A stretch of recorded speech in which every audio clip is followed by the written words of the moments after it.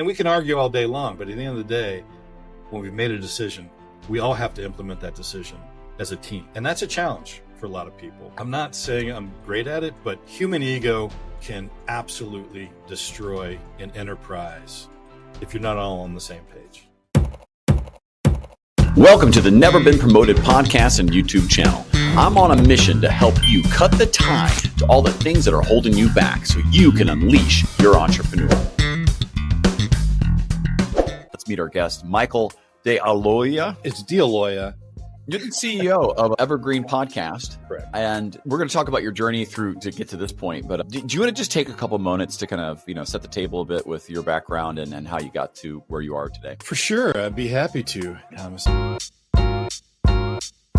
Evergreen as CEO. I just sold a tech company. I was on the proverbial beach, right? And we just had a daughter, my wife and I. And so I was thinking about, I'm going to ride this out for a few years, just kind of camp out, got the kid, good to go. But I got a call from a friend of mine. He was like, hey man, I just interviewed for this job and I'm not the guy, but I told him I knew the guy and you're the guy. So you need to call, at the time it was Joan Andrews. You need to call Joan Andrews. So, and I did. And I'm speeding up the story, but I eventually became the CEO of Evergreen Podcast. She had started the podcast business underneath a different brand name a few years prior, was looking to get more serious about it.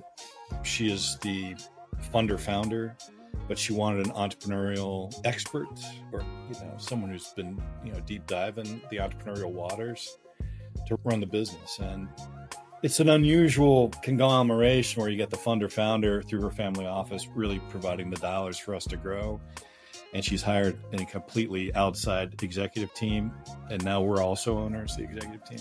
So it's not your typical venture model that that you would generally see in a startup, but rather a family office structure. So it's an upside down cap table, with that regard, but it works. It is the craziest philosophical mismatch I've ever been a part of, but it just it flows.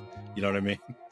So that's how I got involved. And prior to that, my first job out of grad school was with a venture capital group. Then I did a tour with investment banking, then started a number of tech companies. That's where I'm pretty well known in Cleveland, at least, of starting and selling off a couple, no home runs, singles, doubles. We're batting better than average on the exit stream.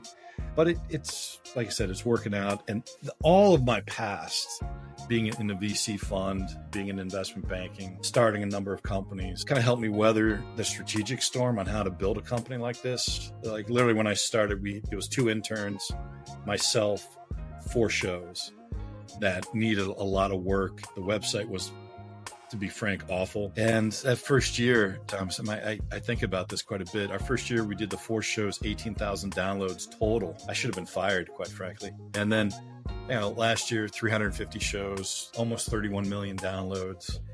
We're slowly becoming, what I would call a middle market or a Jan Brady style podcast network. That's amazing. That's a huge number. You say mid-market. So, all right. So your background is, obviously you've ran some stuff. So how in the world are you calling some 31 million downloads? So maybe give me an idea. It's not one show, but tell me, you have a conglomerate of podcasts. Tell me about what the business is a bit, because I want to get into, what you've learned along the way and what you're learning today about that business as well. So take a few moments to talk about the Evergreen Podcast business.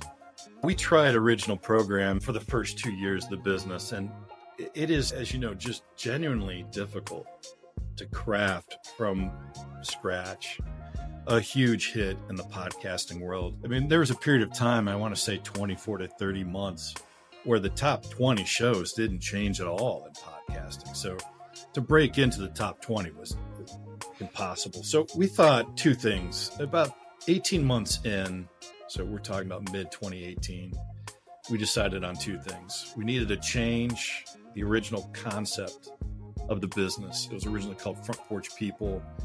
And Joan loves radio, so her initial thought was podcasting should be like the old radio shows back in the 30s and 40s where you gather the family around the podcast and they all listen to it and they can discuss it afterwards. There's quizzes and all these post-listening activities that you do at the show. And the truth is, podcasting is a very singular endeavor, right? You're going to listen to it in your car while you're traveling on the jet, so to speak. And so that model didn't work and the brand didn't work.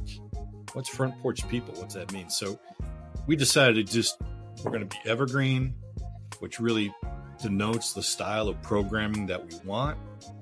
And it's just a really, I think, could be at the time, our thought was influential as a podcasting brand in the industry. And the second thing we wanted to do was we wanted to start getting partner podcasts onto the network as a way to augment our fledgling original programming. So growth cycle has been predominantly in the partner podcasts. So roughly about 90% of our growth date has been on the partner side, where we sign a sales and marketing agreement. We become the Jerry Maguire of a podcast. Thomas, you have a podcast, and I would imagine, it is a ton of work. And I don't think a lot of people outside of podcasting realize everything you have to do. You got to record, you got to edit, you got to then upload, you got to host, you got to distribute, you got to book guests. Then you got to sell your advertising and your sponsorships. You may be doing books and speaking tours. All of that just takes a lot of time. And the thought is we'll handle all of that for you. And you just create the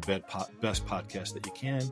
Yeah. And we'll go out and sell it. So early on, the key show that really proved the model for us was Chad and Cheese, which is still in our top 20 shows.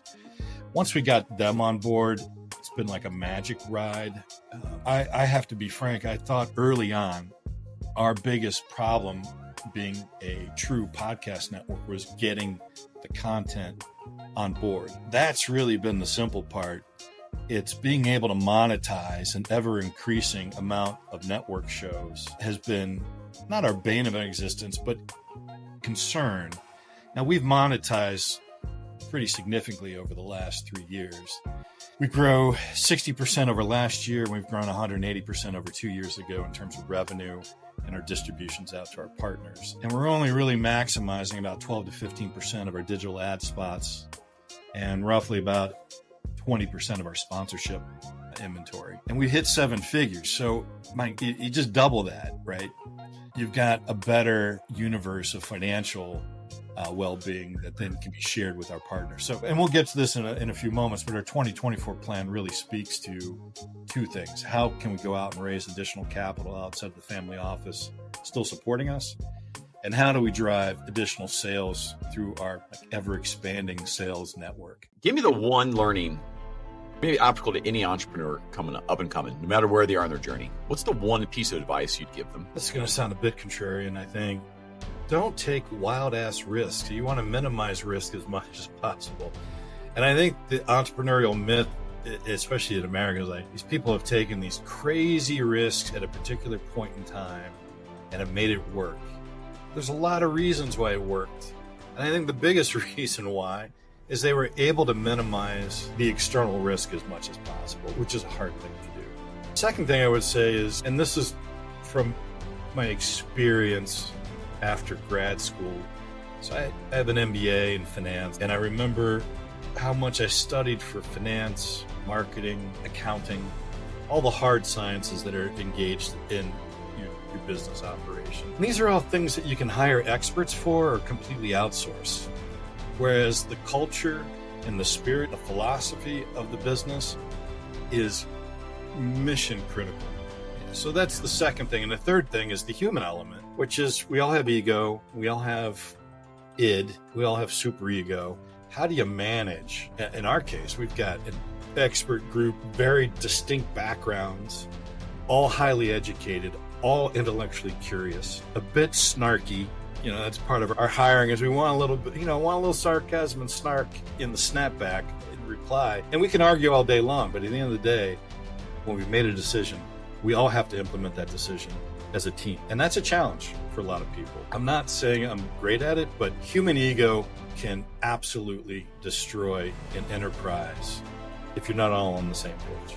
And that's investors, stakeholders, internal people. The entrepreneur has to be a diplomat, whether they want to or not. I think the most successful ones have the ability to get a large group of people to focus on one thing. I mean, you look at the power of Amazon. The guy was selling books online, and not very well, by the way. And yet, if it's not the largest company in the United States, it's pretty damn close, right? Yeah. And Amazon touches everything, from e-commerce, logistics, warehousing, retail. It's a powerhouse. So how do you manage starting from one person in an office selling books online? It wasn't even the first, by the way. Yeah. Books.com in Cleveland, Ohio was the first. And that didn't turn out to be a good story for anybody. So how do two companies that started around the same time have completely different trajectories? You know what I mean? And Oh, you know.